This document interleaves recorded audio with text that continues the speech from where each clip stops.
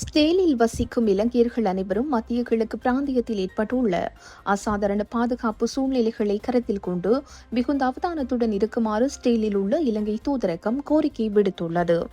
எந்தவொரு ஆபத்தான நிலைமையையும் எதிர்கொள்வதற்கு ஸ்டேலிய பாதுகாப்பு படைகள் தயாராக உள்ளன.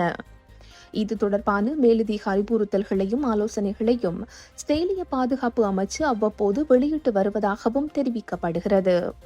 ஏவுகணை தாக்குதல்கள் போன்ற அவசர நிலைகள் ஏற்பட்டால் அது குறித்த தகவல்கள் உடனுக்குடன் உங்களது ஸ்மார்ட் கையடக்க தொலைபேசிகளில் அனுப்பி வைக்கப்படும். அபாய எச்சரிக்கை சத்தம் கேட்டால் உடனடியாக அருகில் உள்ள பாதுகாப்பு அறைகளுக்கு சென்று தஞ்சம் அடையுமாறு அறிவுறுத்தப்பட்டுள்ளது.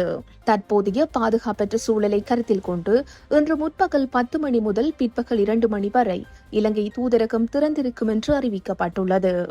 இந்த காலப்பகுதியில் மக்கள் தங்களது தூதரக சேவைகளை பெற்றுக்கொள்ள முடியும்.